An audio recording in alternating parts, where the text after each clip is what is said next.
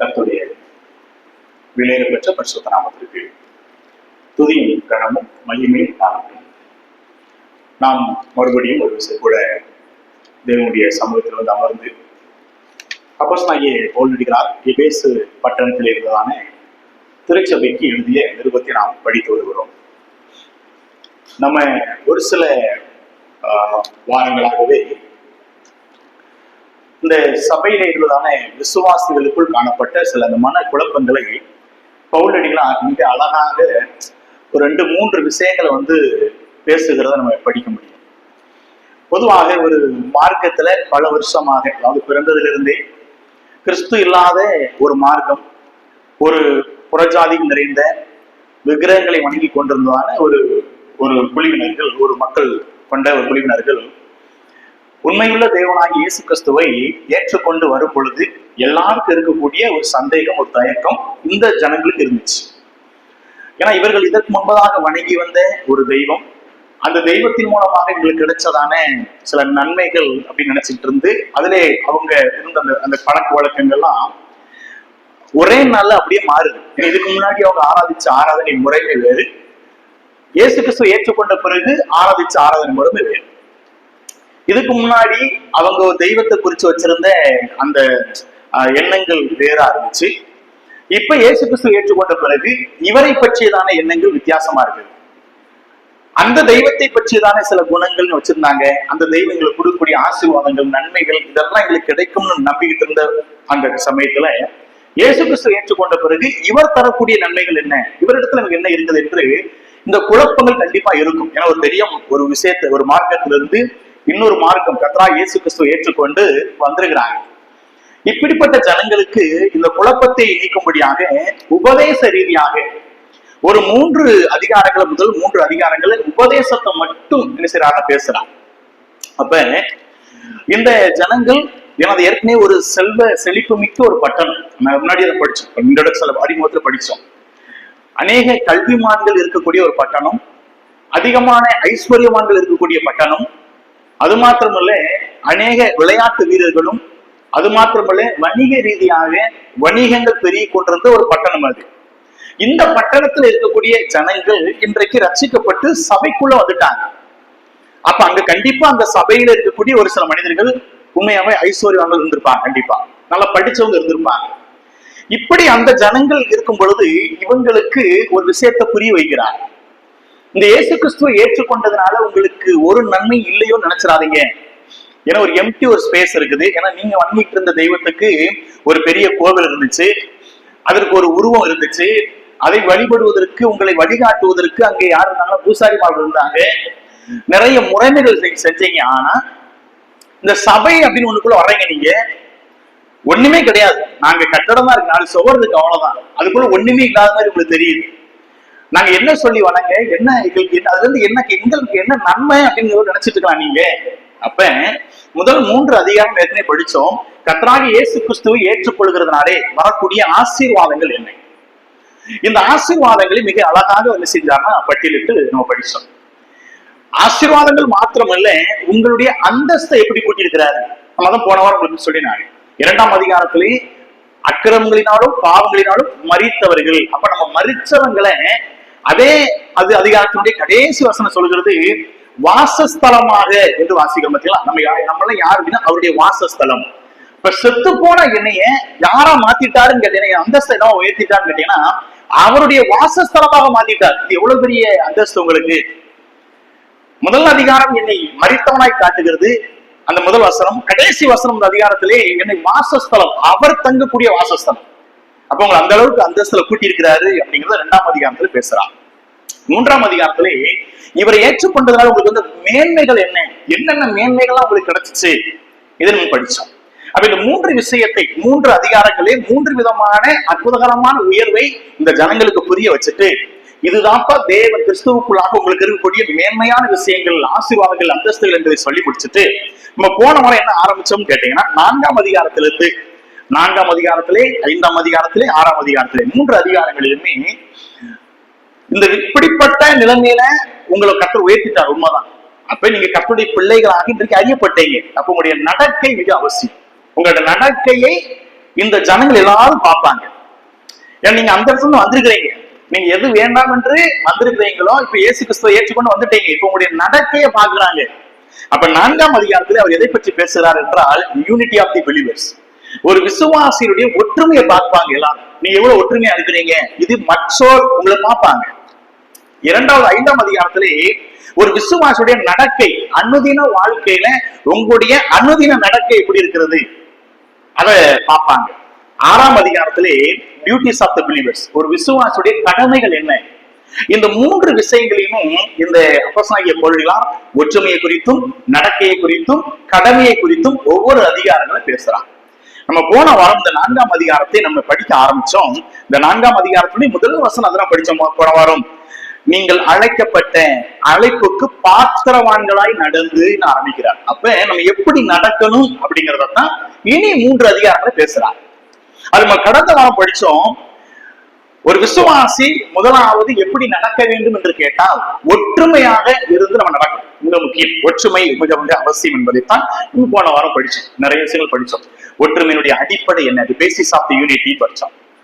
இந்த ஒற்றுமையினுடைய மூலக்கூறுகள், elements of the unity, எதற்காக நாம் ஒற்றுமையா இருக்க வேண்டும், என்ன காரணம், என்ன காரணத்திற்காக ஒற்றுமையா இருக்குங்கிறத படிச்சோம்.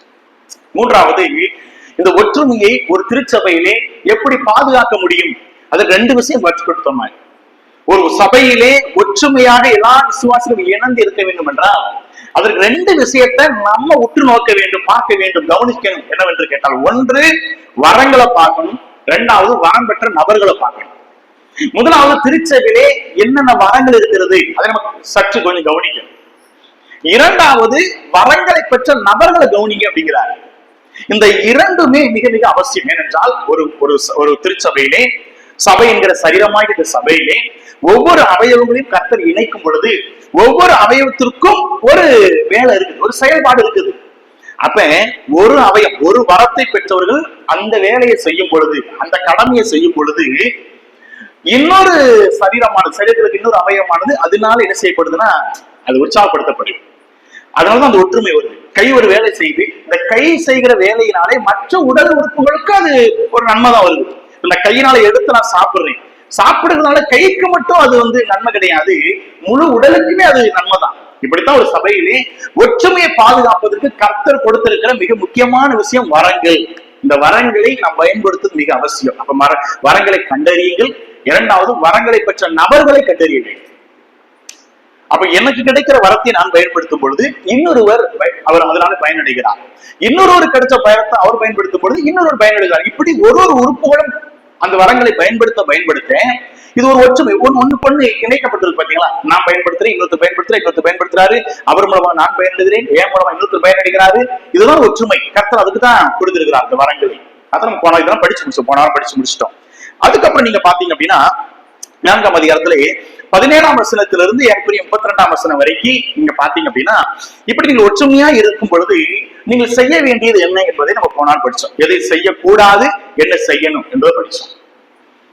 ஒரு ஒற்றுமையாய் திருச்சபையில நீங்கள் இருக்கும் பொழுது நீங்கள் செய்ய வேண்டியதும் செய்யக்கூடாதும் என்ன என்பதை படிக்கும் பொழுது 2 வசனத்தை நம்ம கொஞ்சம் போன வாரம் நம்ம ஒரு மூல வசனமா எடுச்சோம். நம்ம என்ன, 20ஆம் வசனம் 21ஆம் வசனத்தை நீங்க படிச்சீங்கன்னா, நீங்களோ இவ்விதமாய் கிறிஸ்து இயேசுவை கற்றுக்கொள்ளவில்லை, இயேசுவினிடத்தில் உள்ள சத்தியத்தின்படியே நீங்கள் அவரிடத்தில் கேட்டு அறிந்து அவரால் போதிக்கப்பட்டீர்களே.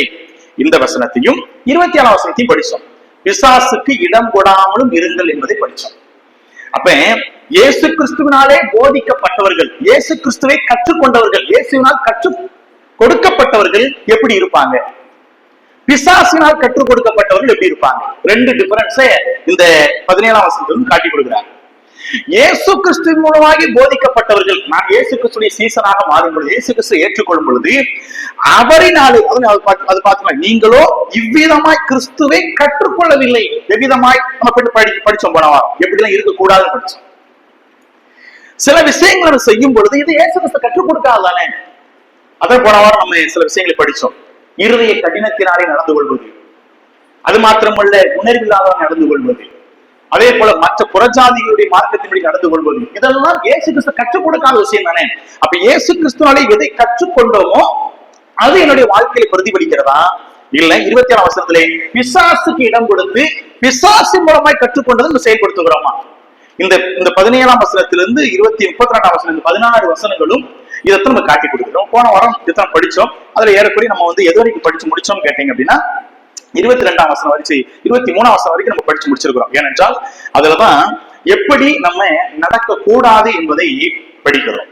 அப்ப இயேசு கிறிஸ்துவால் எது போதிக்கப்படவில்லை என்று கேட்கும் பொழுது நம்ம ஏற்கனவே படிச்சோம், புத்தியில் அந்தகாரப்பட்டு நம்ம நடக்க மாட்டோம், இருதய கடினத்தினால என்ன செய்ய மாட்டோம், நம்ம அறியாமல் நடக்க மாட்டோம், உணர்வில்லாதவர்கள் நடக்க மாட்டோம், அசுத்தங்களை ஆவலோடு நடப்பிக்க மாட்டோம், காம விகாரத்துக்கு ஒப்பு கொடுக்க மாட்டோம், இதெல்லாம் செய்யக்கூடாதுன்னு சொல்றாரு. இதெல்லாம் நம்ம ஏற்கனவே போன வாரம் படிச்சோம். இன்னைக்கு நம்ம என்ன படிக்க போறோம் கேட்டீங்க அப்படின்னா, அப்ப எப்படி நம்ம நடந்து கொள்ள வேண்டும், எப்படி நம்ம இருக்கோம், அதைத்தான் நம்ம இன்னைக்கு திரும்ப படிப்போமே. எப்படி நடந்து கொள்ள வேண்டும் பாருங்க. 22ஆம் வசனம் 23 24ஆம் வசனத்தில் பாருங்க எப்படி நடக்க வேண்டும் என்று முதலாவது கற்றுக் கொடுக்கிறார் பாருங்க. அந்தபடி அப்ப நம்ம எப்படி போதிக்கப்பட்ட நம்ம இயேசு கிறிஸ்துவினாலே போதனையை அடைந்த நம்ம கற்றுக்கொண்ட நம்ம இயேசுவை அறிந்து கொண்டவர்கள் எப்படி நடப்பார்களாம்? அந்தபடி முந்தின நடக்கைக்குரிய மோசம் போக்கும் இச்சைகளாலே கெட்டு போகிற பழைய மனுஷனை நீங்கள் களைந்து போட்டு, பாருங்க ஒரு உடையை போல சொல்றாங்க, பழைய மனுஷன் நீங்க களைந்து போட்டு உங்கள் உள்ளத்திலே புதிதான ஆவி உள்ளவர்களாகி மெய்ஞான நீதியிலும் பரிசுத்தத்திலும் தேவனுடைய சாயலாக சிருஷ்டிக்கப்பட்ட புதிய மனுஷனை தரித்துக் கொள்ளுங்கள். ஒரு உடையை கலட்டி மாற்றுவது போல ஒரு உருவகத்துல பேசுறாங்க பாருங்க. பொதுவா ஒரு சிறைச்சாலை கைது வச்சுக்கோங்களேன், ஒரு ஏதோ குற்றத்துல இருந்தோ ஒரு பாவம் செஞ்ச ஒரு மனுஷன் சிறைச்சாலை கைதியா இருக்கிறான். இவனுடைய தண்டனை இருக்கக்கூடிய வரைக்கும், அவனுக்கு இருக்கிற அந்த தண்டனை காலம் வரைக்கும் எந்த உடையில இருப்பான்னு கேட்டீங்க அப்படின்னா இந்த சிறை கைதிக்குரிய அந்த உடையில இருக்கிறான். அவன் ரிலீஸ் ஆயிட்டா, இப்ப இன்னைக்கு ரிலீஸ் அவனுக்கு, அவன் விடுதலையாகி வெளியே வருகிறான். வெளியில வந்த பிறகும் அவன் எதை உடுத்த வேண்டிய அவசியம் இல்லை, அந்த கைதிக்குரிய உடையை அடித்த வேண்டிய அவசியம் இல்லை, ஒரு புதிதான உடையை அடித்துக்கலாம். இந்த உருவகம் அர்த்தம் பேசுறாங்க. நீங்கள் முந்தின நடக்கை முன்னாடி அப்படி இருந்தீங்க, இப்ப என்ன சொல்றாரு அப்படின்னா அந்த பழைய மனுஷனை களைந்து போடுங்கள். இனி நீங்க அடிமை அல்ல, நீங்க இனி பாவி அல்ல, இனி நீங்கள் பாவத்திற்கு அடிமைகள் கிடையாது. உங்களை கர்த்தர் ரிலீஸ் பண்ணிட்டார், விடுதலை ஆக்கிட்டார். விடுதலை ஆக்கப்பட்டு நீங்கள் பழைய மனுஷனை மறுபடி உடுத்திக்கிறாதீங்க. அது நல்லா இருக்காது பாக்குறது. பழைய மனுஷனை போல நடந்துக்கிறாதீங்க. அப்ப நீங்க எதை உடுத்திக்கோங்கிறாரு கேட்டா அவர் சொல்றாரு, உங்கள் உள்ளத்திலே புதிதான ஆவி உள்ளவர்களாகி மெய்யான நீதி பரிசுத்தம் தேவனுடைய சாயலாக சிருஷ்டிக்கப்பட்ட புதிய மனுஷனை தரித்துக் கொள்ளுங்கள். அப்ப முதலாவது நம்ம எப்படி நடக்க வேண்டும் என்று கேட்டால் புதிய மனுஷனை போல நடக்கும். என் நடக்க எப்படி இருக்கும்னு கேட்டீங்க அப்படின்னா, என்னுடைய வாழ்க்கையை பார்க்கும் பொழுது இதுவரைக்கும் இருந்தவன் அல்ல, இப்பொழுது இருந்து புதிய மனுஷனை பார்க்கணும். இதுவரைக்கும் நான் பேசுற பேச்சு, என் எண்ணங்கள், என்னுடைய காரியங்கள் எல்லாம் கிடையாது. இன்னிலிருந்து என் வாழ்க்கையில புதிதான ஒரு மனிதனை எல்லாரும் பார்க்கணும். அது மிக முக்கியம். அதத்தான் பவுல் அடிகளார் அவங்களுக்கு வேண்டுதல் செய்கிறார். நீங்க எப்படி நடந்து கொள்ள வேண்டும், எப்படி நீங்க இருக்கணும்னு கேட்டீங்க அப்படின்னா, நீங்கள் இயேசு கிறிஸ்துவினாலே கற்றுக்கொள்ளப்பட்டவர்களாக இருப்பீர்கள் என்றால், போதிக்கப்பட்டவர்கள் எப்படி நடந்து கொள்வார்கள் என்றால் புதிய மனுஷனை தரித்துக் கொண்டு நடந்து கொள்வார்கள், புதிய மனுஷனை போல நடந்து கொள்வார்கள். இன்னும் பழைய மனுஷனை திரும்ப உடித்துக் கொள்ள மாட்டார்கள், பழைய மனிதனை அணிந்து கொள்ள மாட்டார்கள், புதிய மனுஷனை போல நடந்து கொள்வார்கள். ரெண்டாவது நீங்க எப்படி நடக்கணும்னு சொல்றாரு பாருங்க. அன்றியும் 25 வசனம் பாருங்க, அன்றியும் நாம் ஒருவருக்கு ஒருவர் அவயவங்களா இருக்கிறபடியா பொய்யை களைந்து, அப்ப நம்ம எப்படி இருக்க வேண்டும் என்று கேட்டால் பொய்யை களைந்து அவனவர் பிறனுடனே மெய்யை பேச கடவுள். அப்ப இரண்டாவது விஷயம் எப்படி நம்ம எப்படி இருக்கணுமா அவர் சொல்றாரு, நீங்கள் பொய்யை களைந்தவர்களாய் அப்படின்னு என்ன அர்த்தம் கேட்டீங்க அப்படின்னா, வாய்மூலம் இல்லாதவர்களாய் நீங்கள் உங்களை பொய்யாக காட்டிக் கொள்ளாதீங்க. எதோட ஒப்புறாரு பாருங்களேன், நாம் ஒருவருக்கொருவர் அவயங்களா இருக்கிறபடியா. இப்ப என் கையில சூடு பட்டுருச்சு, சுடுது. ஆனா இந்த கை சொல்லுது இல்லை எனக்கு குளிருதுன்னு சொன்னா இன்னொரு உறுப்புக்கு தெரியுமா தெரியாது, சுடுதான் இல்லையாங்கிறது உடம்புக்கு தெரியுமா தெரியாதா? தெரியும். அதான் சொல்றாரு, நீங்கள் ஒருவருக்கொருவர் ஒரே அவயவம்பா. அப்ப உங்களுக்குள்ள என்ன இருக்கக்கூடாது, மாய்மாலம் வேண்டாம், பொய்யான வாழ்க்கை வேண்டாம். அதான் பொய்யை களைந்து, பொய்யான வார்த்தைகள், பொய்யான வாழ்க்கைகள், பொய்யான விஷயங்கள், பொய்யை களைஞ்சிருங்க, மாய்மாலத்தை விட்டுருங்க. இது மிக முக்கியம். நீங்கள் எப்படி நடக்க வேண்டும், எப்படி நீங்க இருக்கணும் கேட்டீங்க அப்படின்னா, ஒரு திருச்சபைங்கிற காரியத்திலும் சரி, தனிப்பட்ட பரிசுத்தவான்கள் என்கிற அந்த அந்த பதத்திலும் சரி, நீங்கள் எப்படி இருக்க வேண்டும், புதிய மனுஷனை தரித்து கொள்ளுங்க. இரண்டாவது, பொய்யை கலைந்து விடுங்கள். மாய்மாலம் என்கிறதான காரியம் உங்களுக்குள்ள நீங்க என்ன ஒரிஜினல் ஆக்கியோ அதை காமிங்க வெளியில. நீங்க இதுதான் அப்படிங்கிறது காமிங்க, அவ்வளவுதான். மாய்மாலத்தை விட்டுருங்க. ஒருவருக்கொருவர் நீங்க பொய்யான வாழ்க்கையை வாழாதீங்க. ஏனென்றால் இந்த பொய்யான வாழ்க்கை நீங்கள் வாடும் பொழுது அது இன்னொரு அவயவத்துக்கு அது என்ன ஆகும்னா பெரிய ஒரு அதுதான் ஒரு பெரிய பாதிப்பு உண்டாகும். நீங்க அதான் அவர் கற்றுக் கொடுக்கிறார். நீங்கள் பொய்யை களைந்தவர்களா இருங்கள், ஆனால் அவனுடன் பிறனுடன் என்ன செய்யுங்க, அவனவன் மெய்யை பேசுங்க. மெய்யா இருங்க. நீங்க அப்படியே உங்களை அப்படியே பிரதிபலி. நீங்கள் நேற்று கலாத்தியர் படிச்சோம்ல, கலாத்தியர்ல 2ஆம் அதிகாரத்திலே அப்போஸ்தலனாகிய பேதுரு இந்த விஷயம் பண்ணியிருப்பார். அப்படியே பவுல் அதை கண்டிச்சிருப்பார். கலாத்தியர் 2ஆம் அதிகாரத்தில் நீங்க வந்தீங்க அப்படின்னா 11ஆம் வசனத்திலிருந்து 14ஆம் வசனம் வரைக்கும் நீங்க பாத்தீங்க அப்படின்னா ஏற்கனவே சிந்திச்ச வசனங்கள் தான். 2ஆம் அதிகாரம் 11ல இருந்து 14ஆம் வசனம் வரைக்கும் நம்ம படிக்கும்போது ஏன் சில நேரங்கள்ல விசுவாசில நாம் மாய்மாலமாய் நடந்து கொள்கிறோம் அப்படின்னு ஒரு கேள்வி எழுப்பணும் அப்படின்னா, முதல் பதில் மனித பயம். மனிதனுக்கு பயப்படுகிறதுனாலே நமக்குள்ளாக ஆட்டோமேட்டிக்கா என்ன வந்துடும் கேட்டீங்கன்னா இந்த மாய்மாலம் வந்துடும். இந்த இடத்துல பாத்தீங்க அப்படின்னா கலாத்தியர் 2ஆம் அதிகாரம் 11ஆம் வசனத்துல மேலும் பேதுரு என்ன செஞ்சாரா, அந்தியோகியாவுக்கு வந்த போது அவன் மேல் குற்றம் சுமந்ததினால் நான் முகமுகமாய் அவனோடு எதிர்த்தேன். என்ன குற்றம் வந்துச்சா?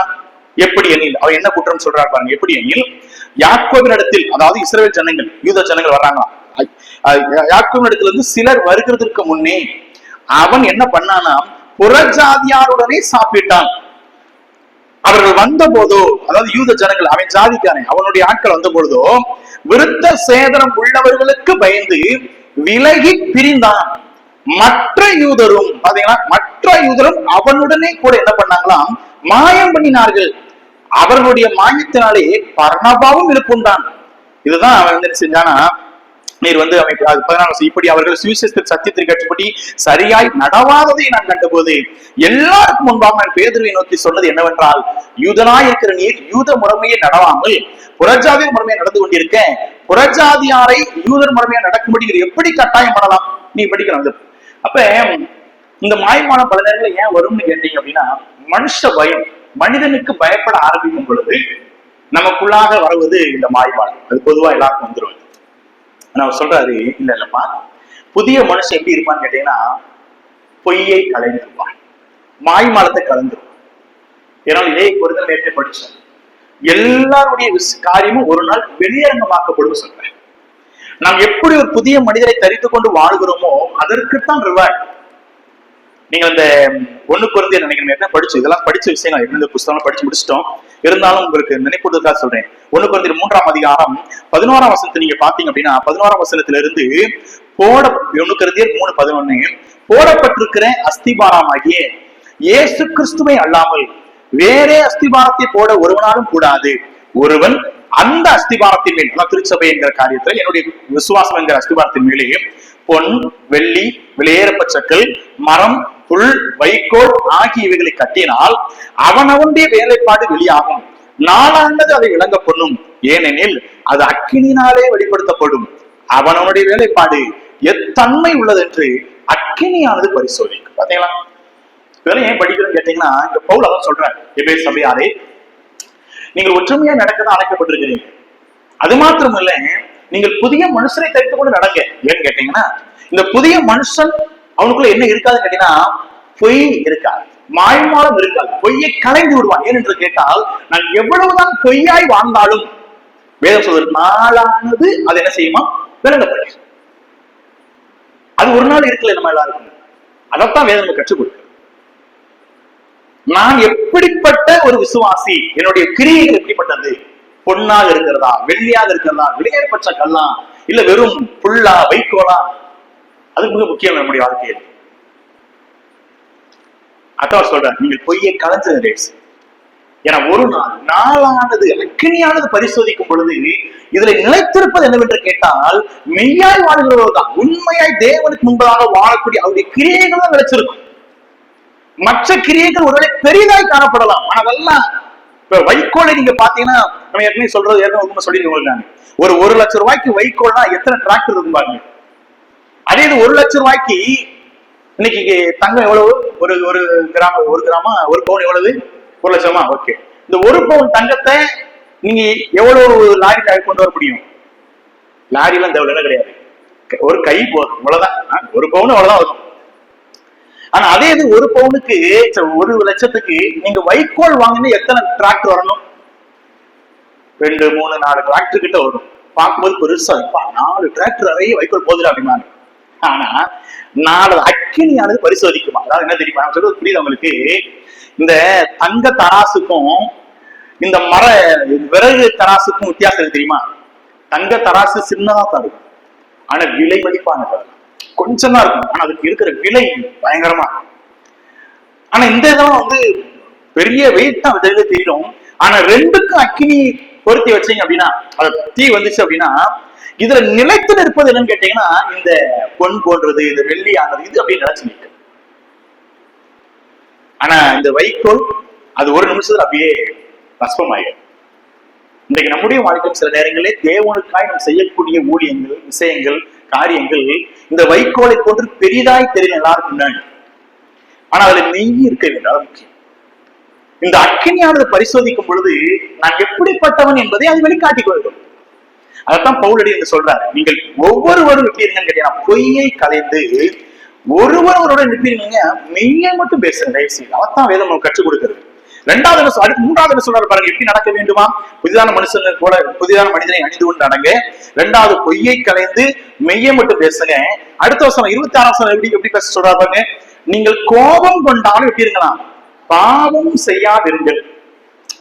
அதாவது நம்முடைய கோபம் 2 விஷயத்த செய்யலாம். ஒண்ணு, கோபம் கர்த்தருடைய நீதியை சிலத்துல கொண்டு வரும், அது நியாயமான கோபம், தேவனுடைய நீதிக்கான கோபம், கர்த்தருடைய நீதியை நிலைநாட்டுவதற்கான கோபம். ஆகவே கோபம் என்பது ஒரு நெகட்டிவ் கிடையாது, அது ஒரு உணர்வு தான். ஒரு அழுகை, சிரிப்பை போல கோபமும் ஒரு உணர்வு தான். ஆகவே கோபம்னாலே அது பாவம் நினைச்சிடக்கூடாது, கோபப்பட்டாலே அது பெரிய தீமை நினைச்சிடக்கூடாது. ஏன்னா கோபம் ஒரு உணர்வு தான், நமக்கு இருக்கிற உணர்வு ஒரு உணர்வு. ஆனால் இந்த கோபம் என்பதான் சொல்றாரு, என்னுடைய கோபம் நீதியை கொண்டு வர வேண்டும் ஒழிய எனக்கு பாவத்தை கொண்டு வந்துடக்கூடாது. இயேசு கிறிஸ்துவும் சில நேரங்களில் கோபப்பட்டார். இயேசு கிறிஸ்துவானவர் அவர் கோபப்படும் பொழுதுதான் அந்த கோபத்திலே எது வெளிப்பட்டதுன்னு கேட்டீங்கன்னா, தேவனுடைய நீதி வெளிப்பட்டுச்சு, அவருடைய உண்மை வெளிப்பட்டுச்சு, கர்த்தருடைய வார்த்தைக்கு உண்மையா இருக்க வேண்டும், சத்தியத்திற்கு சத்தியமா இருக்கு, அந்த கோபம் வெளிப்பட்டுச்சு. அதுதான் ஓகே. அதுதான் சொல்றாரு, உங்களுடைய கோபம் உங்களுக்கு எதுவா மாறிடக்கூடாது அப்படின்னா, பாவத்துக்கு எதுவா மாறிடக்கூடாது. நீங்கள் கோபம் கொண்டாலும் என்ன செஞ்சிடாதீங்கன்னு கேட்டா, பாவம் செஞ்சிடாதீங்கன்னு என்ன அர்த்தம்? என்னுடைய கோபம் எப்படிப்பட்ட கோபமா இருக்கணும்? நீதிக்கு நேராக, பரிசுத்தத்துக்கு நேராக, கர்த்தருடைய வசனத்துக்கு நேரான கோபமா இருக்கணும். என் சுயத்திற்கான கோபமா இருக்கக்கூடாது, என்னுடைய தனிப்பட்ட காரியத்துக்கான கோபமா இருக்கக்கூடாது. அதான் பைபிள் சொல்லுது. ஏன்னா இதெல்லாம் ஒரு புதிதான மனுஷனை அணிந்து கொண்டவர்களுக்குள் இருக்கக்கூடிய ஒரு குணம். ரட்சிக்கப்பட்ட கர்த்தருடைய பிள்ளைகளுக்கு இருக்க வேண்டிய ஒரு நடக்கை. இதைத்தான் ஜனங்கள் பாக்குறாங்க, மற்றவங்க பாக்குறாங்க. மற்ற எல்லாரும் உங்களை பார்க்கும் பொழுது நீங்கள் எப்படி நடக்க வேண்டும் அதான் சொல்றாரு. இயேசு கிறிஸ்துவா போதிச்சா அப்படிங்களா? அதான் போனா அதான் சொல்லி கொடுத்தினாங்க. இந்த 21 வருஷம் மனசுல வச்சுக்கோங்க. இயேசு கிறிஸ்துவை போதிக்கப்பட்டீர்களே, எது போதிக்கப்பட்டீர்கள்? மாயமானம் பண்ணுவதற்கா இல்ல மெய்யாய் வாழ்வதற்கான்னு கேட்டா எது கர்த்தருடைய போதனை? மெய்யாய் வாழ்வு. அடுத்தவர் சொல்றாரு, நீங்க கோபம் கொண்டாலும் பாவம் செய்யாதிருங்கள். நீங்கள் கோபம் கொண்டு நீங்கள் பழி வாங்குவதா இல்ல கோபம் கொண்டு கர்த்தருடைய நீதியை நடப்பதா? இதுல எது கர்த்தருடைய போதனை என்று கேட்டால், நீதிக்காக கோபப்படையும். இல்லை என்றால் பிசாசுடைய, அது பிசாசுக்கு இடம் கொடுத்து செய்வதாகும். அப்ப நான் பிசாசுக்கு இடம் கொடுத்து என்னுடைய நடக்கை இருக்கிறதா இல்ல கர்த்தருடைய போதனையின்படி என்னுடைய நடக்கை இருக்கிறதா? அந்த 2 வசனத்தின் அடிப்படையில் தான் மீதி இருக்கிற வசனத்துல பேசிடுவார். அதான் இங்க கற்றுக் கொடுக்கிறார். நீங்கள் கோபம் கொண்டாலும் என்ன செய்கிறார்? தயவு செய்து பாவம் செஞ்சிடாதீங்கன்னு அர்த்தம். உங்கள் கோபம் எப்படிப்பட்ட கோபமா இருக்கட்டும் கேட்டா, அது நீதிக்கான கோபமா இருக்கட்டும், கர்த்தருடைய வசனத்துக்கு ஏற்படி கோபமா இருக்கட்டும், அது மிக முக்கியம். அதான் சொல்றாரு, சூரியன் அஸ்தமிக்கிறதுக்கு முன்னாக உங்கள் எரிச்சல் என்ன செய்யட்டும், அதை செய்து தனிய கடவுள். வேதாகமத்திலே நீங்கள் முதல், அதாவது ஆதியாகமம் சொல்றது நீங்க படிச்சுட்டு வந்தீங்க அப்படின்னா, இந்த கோபம், இந்த எரிச்சல் தான் என்ன படிச்சா கொலைகளை, அதாவது காயின் ஆபேலை கொலை செய்வதற்கு, அதாவது முதல்ல பொறாமை என்னவா மாறிச்சுன்னா கோபமா மாறிச்சு, கோபம் கொலையா மாறிச்சு, அதுக்கப்புறம் அவன் தேவனிடத்தை விட்டு தூரம், அவனுடைய சந்ததி விட்டு தூரம் போவதற்கு பெரிய வழி வந்துச்சு. அவர் சொல்றாரு, உங்கள் எரிச்சல் எதுக்கு முன்னாடி தனிச்சிருக்குன்னு கேட்டா, சூரியன் மறைவதற்கு முன்னாடி. இதெல்லாம் ஒரு பிராக்டிகல் அங்க இருக்கிற ஜனங்களுக்கு கற்றுக் போய் சபை இங்க நிறுவப்பட்டிருக்குது. அநேக புறஜாதி மக்கள் பாக்குறாங்க. நீங்களும் அந்த மக்களிடத்துல வந்தவங்க தான். உங்களை பார்க்கிற ஜனங்கள் இதெல்லாம் பார்க்கட்டும், புதிய மனுஷனை பார்க்கட்டும், உங்ககிட்ட மெய்யான வாழ்க்கையை பார்க்கட்டும். அது மாத்திரமே கோபம் இல்லாத, அதுவும் கோபம் பண்ணாலும் சரியான நியாயமான நீதிக்கான கோபமா இருக்கட்டும். அது மாத்திரமல்ல, 27ஆம் வசனத்தை படிச்சோம், பிசாசுக்கு இடம் கொடுக்காமல் வாழணும். 28ஆம் வசனத்தை நீங்க பாத்தீங்க அப்படின்னா எப்படி பாக்குறேன், திருடுகிறவன் இனி திருடாமல் என்று வாசிக்கிறோம். பாத்தீங்களா, திருடுகிறவன் இனி திருடாமல். நம்ம பொதுவாக எதுவும் திருடுகிறது அல்ல, நம்ம திருடர்களும் அல்ல. ஆனா திருடுகிறது என்று சொல்லும் பொழுது நம்ம நினைக்கிறது மாதிரி ஒரு வீட்டுக்குள்ள புகுந்து பொருளை கொள்ளையிடுவது மாத்திரம் திருடு கிடையாது. தேவன் எனக்கு கொடுத்த நேரத்தை தேவனுக்கு கொடுக்காமல் திருடுவது ஒரு திருட்டு. தேவன் எனக்கு கொடுத்த தாளந்தை நான் பயன்படுத்தாமல் எனக்குள்ளே வைத்திருப்பது ஒரு திருட்டு. தேவன் எனக்கு கொடுத்திருந்த பொருள், எனக்கு கொடுத்திருந்த பணம், தேவன் எனக்கு கொடுத்திருந்த சகல காரியத்தையும் என் தேவனுக்குரியதை தேவனுக்கு கொடுக்காமல் அதை நானே வைத்துக் கொள்ளும் பொழுது அது என்னவா மாறுதுன்னு கேட்டீங்கன்னா, அதுவும் என்னதான் கேட்டீங்கன்னா அது பெரிய திருட்டு. நம்ம நினைக்கிறது மாதிரி திருடுகிறவன் என்று சொல்லும் பொழுது, திருடுகிறவன் இனி திருடாமல் அப்படின்னு என்ன அர்த்தம்? இதுவரைக்கும் இருந்த எல்லா விஷயம் திருடிட்டே இருந்தாங்க நினைக்கிறீங்களா? கிடையாது. யாரும் திருடங்கள் கிடையாது அங்கெல்லாம். அப்படி சொல்றாரு, இதுவரைக்கும் நீங்க திருடிட்டீங்க. என்ன திருடிட்டீங்க? கர்த்தருக்குரிய நேரத்தை திருடுனீங்க, அந்த நாளை திருடுனீங்க, ஆராதனைக்குரிய நேரத்தை திருடுனீங்க, எல்லாம் திருடுனீங்க. ஆனா இனி நீங்க என்ன செய்யாதீங்கப்பா, இதுவரைக்கும் நீங்க கர்த்தரை அறியாம இருந்தீங்க, அதனால கர்த்தருக்குரிய அனைத்தையும் நீங்க திருடிக்கிட்டு இருந்தீங்க. ஆனா அதான் சொல்றாரு, திருடுகிறவங்க இனி திருடாமல். அப்ப அங்க இருக்கிற எல்லாரும் திருடுகிறவங்க கிடையாது. இதுவரைக்கும் கர்த்தரை அறியாவதற்கு முன்பதாக அந்த விஷயம் பண்ணிட்டு இருந்தாங்க. இது எனக்குத்தான், இது எனக்குத்தான், தனக்கு மட்டும்தான் என்று யோசிச்சுட்டு இருந்தாங்க. இனி அவர் சொல்றாரு, இனி நீங்க திருடாதீங்க. கர்த்தருக்குரிய நேரம், கர்த்தருக்குரிய பொருள், கர்த்தருக்குரிய விஷயத்துல நீங்க கர்த்தருக்காக கொடுங்க, தயவு செய்து அதை நீங்க திருடிடாதீங்க. அடுத்து சொல்றாரு பாருங்க, குறைச்சல் உள்ளவனுக்கு கொடுக்கத்தக்கதாக தனக்கு உண்டாயிருக்கும்படி தன் கைகளினாலே நலமான வேலை செய்து பிரயாசப்பட கடவன். அந்த வேலையை படிக்கும்போது சொல்றாரு பாருங்க, நலமான வேலை. அப்படி என்ன அர்த்தம்? வேலைகள் நிறைய உலகத்துல நிறைய வேலைகள் இருக்கு. ஆனா நான் எப்படிப்பட்ட ஒரு விசுவாசி எப்படிப்பட்ட வேலை செய்யணும்னு கேட்டீங்க அப்படின்னா, என்ன வேலை செய்யணுமா? நலமான வேலை. அதை ரொம்ப அழுத்தமா பேசுற பாத்தீங்கன்னா, நாம் செய்யக்கூடிய வேலை என்பது அது தேவனுக்கு உகந்த, தேவன் பிரியப்படுகிற, தேவனுடைய சித்தத்தின்படி நடக்கக்கூடிய வேலையா இருக்கும். உலகத்துல நிறைய வேலைகள் இருக்குது. இப்ப ஒயின் ஷாப்லயும் வேலை இருக்கு. நமக்கு ஒரு விசுவாசி அங்கேயும் போய் வேலை செய்யலாம்னா செய்யலாம். ஆனா அது நலமான வேலையான்னு கேட்டா என்ன கிடையாது. வேலைகள் பல உண்டு. ஆனா நான் பார்க்கிற வேலை எப்படிப்பட்டதா இருக்கணும்? கர்த்தரால் அங்கீகரிக்கப்பட்ட வேலையா இருக்கணும். தேவன் அறிவிக்கக்கூடிய வேலையா இருக்கக்கூடாது. நலமான வேலை செய்து தேவன் விரும்பக்கூடிய வேலை, தேவனால் பிரியப்படக்கூடிய வேலை. உலகத்துல பல வேலைகள் இருக்குது. நான் என்ன வேலை செஞ்சுட்டு இருக்கிறேன்? என் வேலையை நான் செய்யக்கூடிய அந்த தொழில் மூலமாக, இந்த வேலையின் மூலமாக அது கர்த்தருக்கு பிரியமா இருக்கக்கூடியதா இருக்கிறதா, இல்ல கர்த்தர் வெறுக்கக்கூடிய அருவருப்பான ஒரு வேலையா இருக்கிறதா என்பதை நம்ம டிசைட் பண்ணிக்கிறோம். அது நமக்கு தெரியும், நம்முடைய மனசாட்சி தெரியும். அதான் சொல்றாரு, நீங்கள் நலமான வேலை செய்து என்ன செய்யுங்கன்னா மற்றவர்கள் கொடுக்கக்கூடிய நிலைமையில மாறுங்க அப்படிங்கிறார்.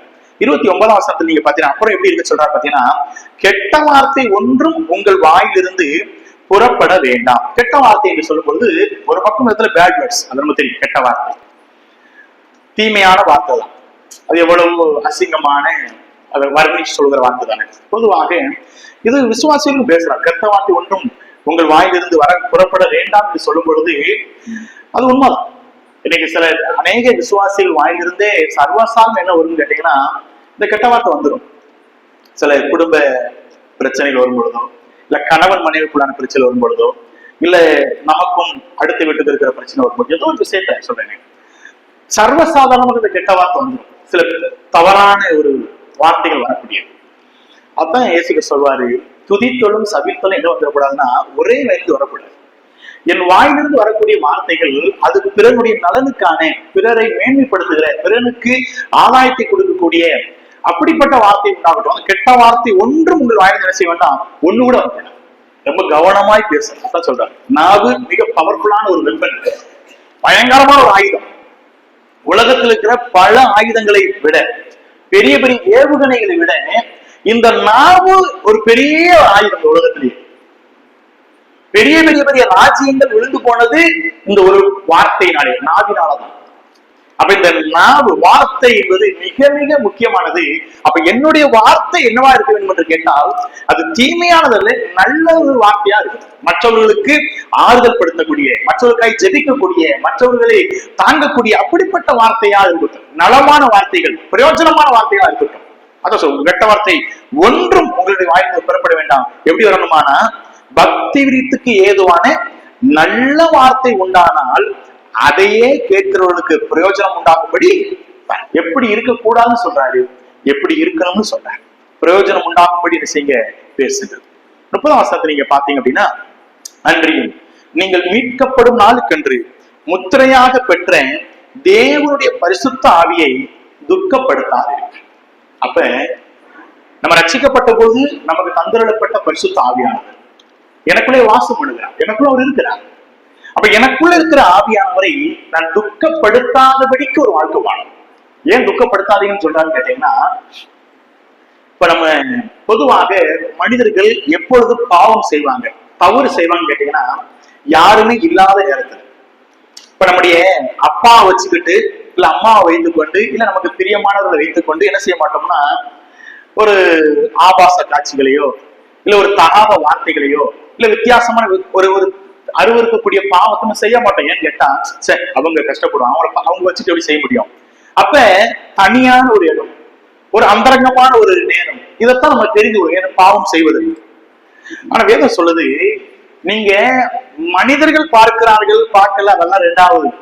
நீங்கள் ஒவ்வொரு முறையும் பாவம் செய்யும் பொழுது எனக்குள் ஒருத்தர் வாசம் பண்ணிட்டு இருக்காத பத்தி நம்ம மறந்துட்டோம். நம்ம நிறைய நேரங்கள் எனக்குள் வாசம் பண்ணுகிற ஒருவர், நான் இரவு 12 மணிக்கு மேலதான் பாக்குறேன், ஓகே. ஆனா நான் பாக்குறேன், வீட்டுல யாரும் பார்க்கல, என் சபையில யாரும் பார்க்கல, ஊழியக்காரர் பார்க்கல, மூப்பர்கள் பார்க்கல, விசுவாசிகள் பார்க்கல, யாரும் பார்க்கல. ஆனா யாரு எனக்குள்ள இருக்கிறான்னு கேட்டா, ரட்சிக்கப்பட்ட எனக்குள் ஆவியானவர் இருக்கிறார். என் கண்கள் அதை பாக்குறேன், என் வாயினால பேசுறேன், என் கால்கள் அங்க நடந்து போயிடுச்சு, யாருக்கும் தெரியாது, உண்மைதான். ஆனால் எனக்கு உள்ளே ஒரு வாசம் பண்ணுகிறார்கள், யாரு? ஆவியானவர் இருக்கிறார்களே. அப்ப அவர் எவ்வளவு துக்கப்படுவார் பாருங்க. உங்களுக்கு தெரிஞ்சா கஷ்டமா இருக்கு, நான் தனியா தான் பண்றேன். ஆனா எனக்குள்ள ஒருத்தர் வாசம் பண்ணுகிற அவர் எவ்வளவு துக்கப்படுவார். அதான் சொல்றாரு, மீட்கப்படும் நாளுக்காக, மீட்கப்படுகிற நாள் வரைக்கும் உங்களுக்குள்ள ஒருத்தர் இருக்கிறார், இருக்க போறார். உண்மைதான். அதான் சில இடங்களில் ஆவியை அவித்து போடாதீர்கள் வசனம் சொல்லும். இந்த இடத்துல ஆவியானவரை துக்கப்படுத்தாதீங்கன்னு சொல்லுது. ஏன்னு கேட்டா, நான் ரட்சிக்கப்பட்ட அந்த நேரத்திலே, அந்த நாளிலே எனக்குள் தந்துள்ளப்பட்ட ஆவியானவர் எனக்குள்ள மட்டும்தான் வாசம் பண்ணுவார், அவர் எங்கேயும் போறது. ஆனா இருக்கக்கூடிய அவரை செயல்பட வைப்பதும் செயல்படாமல் வைப்பதும் எங்க இடத்துலதான் இருக்கு. ஆவியை அடித்து போட்ட எத்தனை விசுவாசிகள் இருக்கிறார்?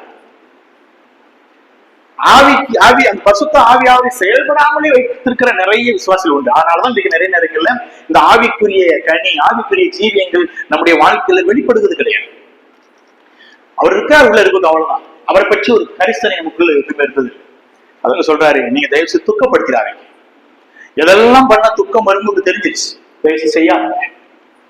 நீங்கள் மாய்மாலம் செய்யும் பொழுது, பொய் பேசும் பொழுது, நீங்கள் கோபப்படும் பொழுது, நீங்க வந்து திருடும் பொழுது, நீங்கள் கெட்ட வார்த்தை பேசும் பொழுது, இப்படி எல்லாம் இருக்கும் பொழுது, அந்தகாரமான கிரியைகளை செய்யும் பொழுது, இருள் இருக்கிற ஜனங்களை போல நடந்து கொள்ளும் பொழுது, இப்படி எல்லாம் நீங்க இருக்கும் பொழுது ஆவியானவர் உங்கள் மூலமாக துக்கப்படுகிறார்.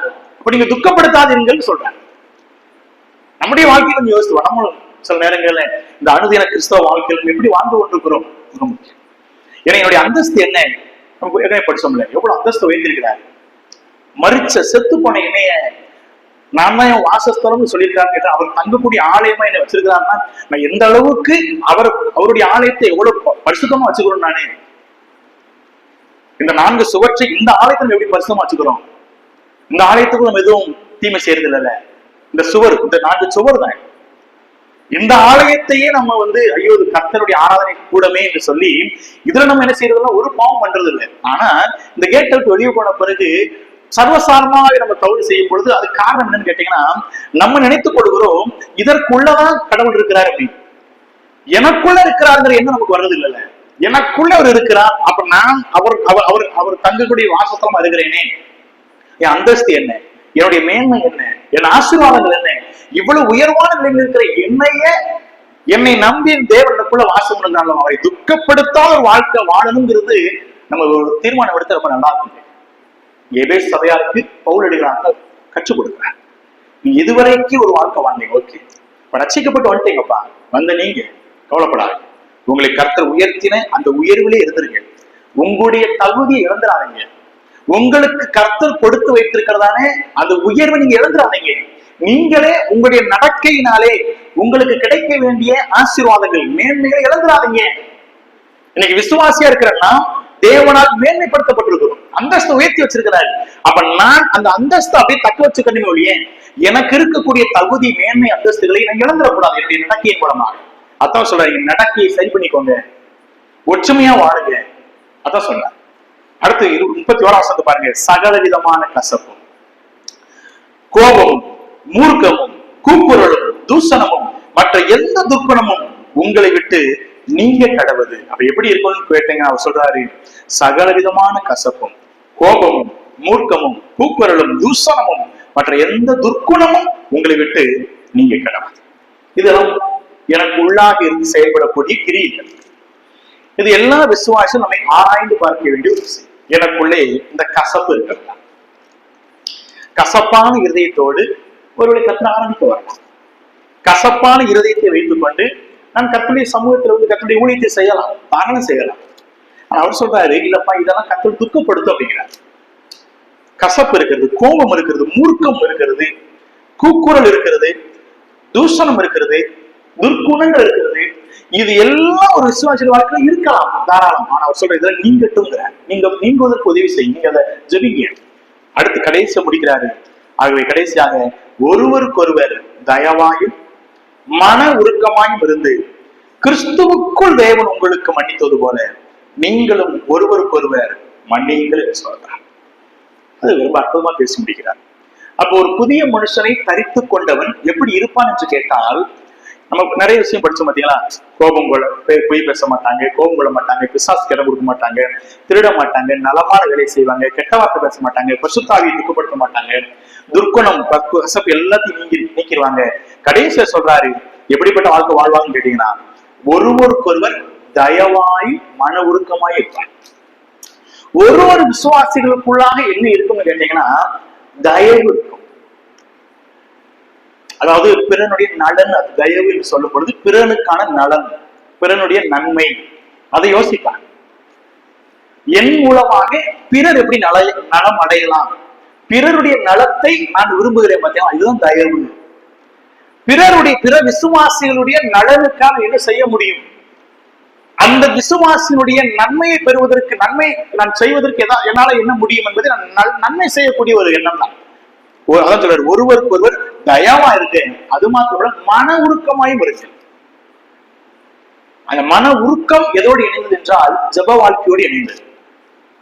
அவர்களை குறித்ததான கரிசனை, அவர்களை குறித்ததான ஒரு வைராக்கியம், அவர்களை குறித்ததான ஒரு நல்ல எண்ணம், இதற்காக ஜெபிக்கக்கூடிய ஒரு வாழ்க்கை. இதுதான் ஒரு பிற விசுவாசிகளுக்காக அந்த மன உருக்கம் என்று சொல்லும் போதே இணைந்து வரக்கூடிய சொல் ஜெபம் சொல்லலாம். நம்முடைய திருச்சபையிலே நிறைய பேர் இருக்கலாம். ஆனா என்னுடைய அனுதின ஜெப வாழ்க்கையில நம்ம எத்தனை விசுவாசிகள் பெயரை சொல்லி இல்ல இந்த குடும்பத்தை சொல்லி நம்ம ஜெபம் பண்ணியிருக்கிறோம்? நம்ம சொல்லுகிறோம், நம்ம எல்லாரும் ஒரே சரீரம் சொல்லுகிறோம், நம்ம எல்லாரும் ஒரே திருச்சபையில அமர்ந்திருக்கிறோம். ஆனால் என்னுடைய தனிப்பட்ட ஜெபமா இருக்கட்டும், என்னுடைய குடும்ப ஜெபமா இருக்கட்டும், தனிப்பட்ட முறையிலே இங்க இருக்கிற எத்தனை விசுவாசிகள் பெயரை என் வாயினால சொல்லி, இல்ல சில விசுவாசிகள் குடும்பத்தில் நடக்கக்கூடிய சில தர்மசங்கடமான விஷயங்களோ சில விஷயம் கேள்விப்படுவோம்ல, கேள்விப்பட்டு விட்டு அதை நான் மற்றவரோடு பகிர்ந்து கொள்வதோடு அல்ல, இது என்னுடைய தனிப்பட்ட மன உருக்கம். அந்த விசுவாசிகளுக்காக என் தனிப்பட்ட ஜபத்திலே நான் என்ன செய்கிறேன், என்ன பரிந்து பேசுகிறேன், எப்படிப்பட்ட ஜபத்தை ஏறெடுக்கிறேன். நம்முடைய பல ஜபங்களிலே சுயம் என்னை பற்றிய ஜபம் நிறைய இருக்கும், உண்மைதான். பொதுவான ஜபம் நிறைய இருக்கலாம். ஆனால் என் உடன் விசுவாசி, என் உடன் இருக்கக்கூடிய ஒரு விசுவாசிக்கான ஒரு உருக்கம், ஒரு மன காரியம், ஒரு தயவு எனக்குள்ள இருக்கிறதா என்று கேட்டால் அது ஜபத்தை வெளிப்பட்டுரும். நான் எந்த அளவுக்கு பிற விசுவாசியை நேசிக்கிறேன் என்பது என் ஜபத்திலே கண்டுபிடிச்சிருந்தேன். இப்ப நீங்க பிற விசுவாசிகளோடு நீங்க தயவோடு மன உருக்கமா இருக்கீங்களா அப்படிங்கிறத உங்க ஜபத்தை நீங்க செக் பண்ணாலே போதும். இன்னைக்கு உங்க விசுவாசியை ஒருத்தருக்கு பாக்குறோம், பேசுறோம், ஓகே. அதுக்கப்புறம் இந்த விசுவாசிகளை பத்தி எப்ப யோசிப்போம்? அடுத்த ஞாயிற்றுக்கிழமையோ இல்ல செவ்வாய்க்கிழமையோ அடுத்த வெள்ளிக்கிழமையோ தான். இதற்கு இடையில சில விசுவாசிகள் பற்றி ஜெப குறிப்புகள் சொல்லுவாங்க, சில குடும்பங்கள் நடக்கிற சந்த காரியங்கள் சொல்லுவாங்க. இதற்காக என்னுடைய மன்றாட்டுகள், என்னுடைய விண்ணப்பங்கள் எவ்வளவு வந்திருக்கிறது அத்தங்க பேசுறாரு. முதலாவது நீங்கள் தயவாயும் முறுக்கம் இது வந்துட்டாலே ஆட்டோமேட்டிக்கா மூணாவது என்ன வந்து கேட்டீங்கன்னா மன்னிப்பு வந்துடும். பிற சரீரத்துல அடுத்த அவயவத்தை நான் நேசிக்க ஆரம்பிக்கும் பொழுது எனக்கு என்ன வந்துடும் கேட்டீங்கன்னா, கிறிஸ்துவுக்குள் தேவன் என்னை எப்படி மன்னிச்சாரோ அந்த மன்னிக்கக்கூடிய குணமும் ஆட்டோமேட்டிக் எனக்கு வரும். பவுல் அற்புதமா பேசுறார். இப்ப இந்த 4ஆம் அதிகாரத்திலே முதல் வசனத்தை அப்படியே எக்ஸ்பேண்ட் பண்ணி பேசுறார். நீங்கள் அழைக்கப்பட்ட அழைப்புக்கு பாத்திரவாங்க. நம்ம அழைக்கப்பட்ட அழைப்பு மேன்மையான அழைப்பு. சபை என்று சொன்னாலே அழைக்கப்பட்டவர்கள் என்று அர்த்தம். கால் அவுட் ஒன்ஸ் சொல்லுவாங்க. அப்ப என்னை அழைச்சாருல ஒரு இடத்துல இருந்து அழைத்து கொண்டு வந்து வச்சுக்கான்னு கேட்டீங்கன்னா, அந்த அழைக்கப்பட்ட அழைப்புக்கு ஏற்ற மாதிரி இப்படி நடக்கிறதுங்கிறார். அப்ப ஒற்றுமையா நீங்க நடங்கள். யூனிட்டி ரொம்ப முக்கியம்.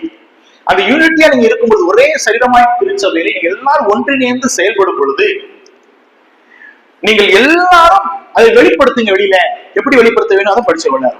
கிறிஸ்து போதித்தது போல வெளிப்படுத்துகிறோமா, இல்ல இன்றைக்கும் அந்த பழைய மனுஷனை தரித்துக் கொண்டு பிசாசுக்கு இடம் கொடுத்துக் கொண்டு பிசாசினுடைய வார்த்தையின்றி நடந்து கொண்டிருக்கிறோமா? இன்றைக்கு தனிப்பட்ட வாழ்க்கையிலே எது வெளிப்படுத்தப்பட்டிருக்கிறது, எதையின்படி நான் என்னுடைய வாழ்க்கை முன்னேறி போய் கொண்டிருக்கிறது என்பதை கொஞ்சம் யோசிக்கும்.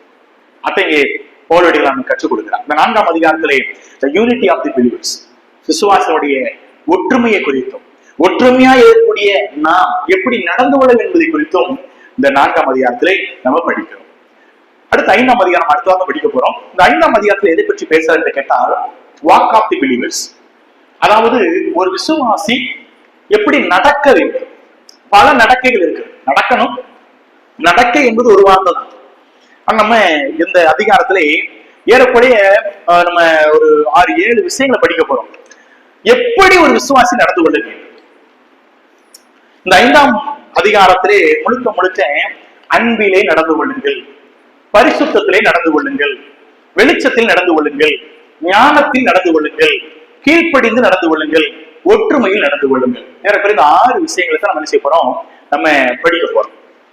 எப்படி நடக்க வேண்டும், இந்த 6 விஷயங்களை நம்ம ஒன்றன் ஒன்றாக இந்த அதிகாரத்திலே பவுலடிகள் கற்றுக் கொடுக்க போகிறார். எப்படி ஒரு விசுவாசி அன்புல நடக்கணும், அதற்கு சில உதாரணங்களையும் பேசுறார். எப்படி ஒரு விசுவாசி பரிசுத்தத்தில் நடக்கணும், அதற்கு சில வசனங்களை ஒரு கையில் எடுத்து சில உதாரணங்களை பேசுகிறார். இப்படி ஒவ்வொரு விசுவாசிகளும் நீங்க இப்படி ஒற்றுமையா இருந்து உங்களுடைய தனிப்பட்ட வாழ்க்கையில கோபம் கொள்ளாமல், நீங்க பொய் சொல்லாம, நீங்க நலமான வேலையை செய்து கெட்ட வார்த்தை பேசுறீங்கன்னா வாழ்ந்து ஒரு பிராக்டிக்கல் லைஃப் வாழ்ந்துட்டு இருக்கீங்க. உண்மைதான். இப்படி வாழுகிற நீங்கள் அடுத்த 5ஆம் அதிகாரத்துல பேசுறாரு, உங்களுடைய வாக்கு, உங்களுடைய அனுதின நடக்கை எப்படி இருக்க வேண்டும் என்று கேட்டால், இது பர்சனலை பத்தி பேசுறாரு. பொதுவான ஜனங்கள் பார்க்கும் பொழுது நீங்க எப்படி வாழணுங்கிறது ஒற்றுமையை மக்கள் பார்க்கணும். நீங்க கெட்ட வார்த்தை பேசாத மத்தவங்க பார்க்கணும், நீங்கள் கோபம் கொள்ளாத மத்தவங்க பார்க்கணும். இது பப்ளிக்கா உடைய வாழ்க்கை எப்படிங்கிறத பார்த்துட்டு இப்ப பெர்சனலுக்கு வர 5ஆம் அதிகாரத்திலே உங்களுக்கும் தேவனுக்கும் நடுவாக பெர்சனலா நீங்க எப்படி நடக்கணும். தேவனுக்கு முன்பாக முதல் 4ஆம் அதிகாரத்திலே மனிதர்களுக்கு முன்பாக எப்படி நடக்கணும்னு சொல்லிட்டாரு. ஆனா 5ஆம் அதிகாரத்திலே பர்சனல் ரிலேஷன்ஷிப், பர்சனலான ஒரு லைஃப்ல நீங்க எப்படி நடந்துக்கணும், இந்த 6 விஷயங்களை இந்த 5ஆம் அதிகாரத்திலே பவுலடிகளா நமக்கு கற்றுக் கொடுக்க போகிறார். இந்த 6 விஷயங்களும் இந்த 5ஆம் அதிகாரத்தை படிக்கும் பொழுது அது நம்முடைய தனிப்பட்ட பர்சனல் லைஃப், நம்முடைய பிரைவேட் லைஃப் அது ரொம்ப பிரயோஜனமா இருக்கும் என்று நான் நம்புகிறேன். 33 வசனங்கள் இருக்குதுல, 33 வசனங்களையும் அவர் மிக அழகாய் முன்னெடுத்து கொண்டு வந்து இந்த நடக்கையை நீங்கள் சரியாய் நடக்கும் பொழுது உண்மையாகவே நீங்கள் அழைக்கப்பட்ட அழைப்புக்கு பாத்திரங்களை நடப்பீர்கள், நடப்பதற்கு அது முடியும் என்பதை நம்ம கற்றுக் கொடுக்கிறார்களே. இன்றைக்கு நம்ம கற்றுக்கொண்ட விஷயத்திலே நாம் ஜாக்கிரதையோடு இருப்போம். கற்றுக்கொண்டது மாத்திரமல்ல, இதனால் கிறிஸ்துவினாலே போதிக்கப்பட்டோம் என்று சொன்னால் அந்த போதனைக்கு ஏற்றபடி நடப்போம். இல்லை என்றால் அங்கே வேதம் சொல்கிறது பரிசுத்த ஆவியை துக்கப்படுத்துகிற ஒரு வாழ்க்கையாக அமைந்துவிடும். அது வரக்கூடிய காலங்களிலே நாம் தேவனுடைய அழைப்புக்கு ஏற்ற வண்ணமாக வாழ வளர கர்த்தர் உதவி செய்தோம். கர்த்தருடைய நாமம் மகிமைப்படட்டும். ஆமென். சொல்லுங்க. எங்களை கிருபையா நேசிக்கிற நல்ல தகப்பனே, இந்த நல்ல இரவு நேரத்திற்காக நாங்கள் நன்றி செலுத்துகிறோம். நாங்கள் கடந்த பல வாரங்களாக எபேசு பட்டணத்திலே அப்போஸ்தலனாகிய பவுலடிகளார் எப்படி தேவனுடைய திருச்சபையை நிறுவினார் என்றும் அந்த திருச்சபைக்கு இந்த நிறுவத்தை எழுதுவதற்கு காரணத்தையும் அவருடைய நோக்கங்களையும் படித்து வருகிறோம். ஒரு விசுவாசியினுடைய அந்தஸ்து, ஆசீர்வாதம், மேன்மையை நாங்கள் படித்தோம். எந்த ஒரு நிலையிலும் தகுதியில்லாத எங்களை நீரை தகுதிப்படுத்தி உயர்த்தி வைத்தீர், நன்றி அப்பா. நாங்கள் தான் ஒரு காலத்திலே அன்றொரு அக்கிரமத்தில் இருந்தோம், பாவத்தில் இருந்தோம். எங்களை மீட்டுக் கொண்டது மாத்திரமல்ல, இந்த பூமியிலே உங்களுடைய வாசஸ்தலமாக எங்களை வைத்தீர். அது மாத்திரமல்ல, இந்த பூமிக்குரிய வாழ்க்கை ஒருவேளை இன்றைக்கு எங்களுக்கு முடிந்தாலும் நீர் வாசம் பண்ணக்கூடிய அந்த வாசஸ்தலத்திலே நாங்கள் தங்கும்படியாக கூட அந்த ஒரு பெரிய கிருபையை எங்களுக்கு பாராட்டி இருக்கிறது, நன்றி அப்பா. ஒன்றுமில்லாத எங்களை உம்முடைய உயரத்திற்கு, உன்னதத்திற்கு நேராக எங்களை உயர்த்தின கிருபைகளுக்காக ஸ்தோத்திரிக்கிறோம் அப்பா. அப்படிப்பட்ட நாங்கள் பழைய மனுஷனை கலைந்து புதிய மனுஷனை தெரிந்து கொண்டு புதிய மனுஷனுக்கு ஏற்றவனமாக ஒரு வாழ்க்கை வாழ தேவரீர் எங்களுக்கு உதவி செய்யும்படியாக எங்களுக்கு செய்கிறோம். என்னுடைய ஆண்டவரே, ஒரு அனுதின வாழ்க்கை எப்படிப்பட்டதா இருக்க வேண்டும் என்பதை நாங்கள் அறிந்து கொண்டோம். வரக்கூடிய காலங்களிலே கூட ஆண்டவரை நாங்கள் அப்படிப்பட்டது ஒரு நல்ல வாழ்க்கையை வாழ கர்த்தர் எங்களுக்கு உதவி செய்யும்படியாக செய்கிறோம். ரொம்ப நாங்கள் துதிக்கிறோம் அப்பா. அந்த ஒருவரையும் பேம்பராக ஆசிரியங்க ஆண்டவரை நியாயமான காரணத்தினாலே இன்றைக்கு வர முடியாத சில விசுவாசிகள் இருக்கலாம். அவர்களுக்கும் கூட ஆண்டவரை நல்ல வாய்ப்புகளை நீர் அருளி அவர்களும் வேதத்தை கற்றுக்கொண்டு நீங்கள் கடந்து செல்ல கற்றுதவி செய்யுங்க. அது மாத்திரமல்ல ஆண்டவரே, இன்றைக்கு ஒவ்வொரு தேவ பிள்ளைகள் கூட ஆண்டவரை கேட்ட வசனங்கள் இருதயத்திலே கிரியை செய்ய, அதன் மூலமாக அவருடைய வாழ்க்கையை முன்னெடுத்து செல்ல தேவத்தாலே உதவி செய்யும்படியாக செய்கிறோம்.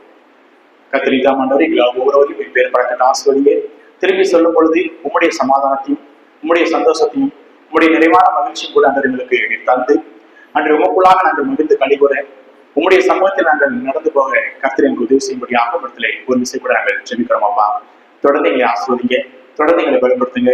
நேரே அன்று மையப்பட்டு நடத்தும்படியாய் எங்களுடைய ஒவ்வொருடைய வாழ்க்கையும் ஆண்டவரை எங்கள் வாழ்க்கையினுடைய காரியத்தின் மூலமாக நீர் மையப்படும்படியாய் இடத்தில் செய்கிறோம்.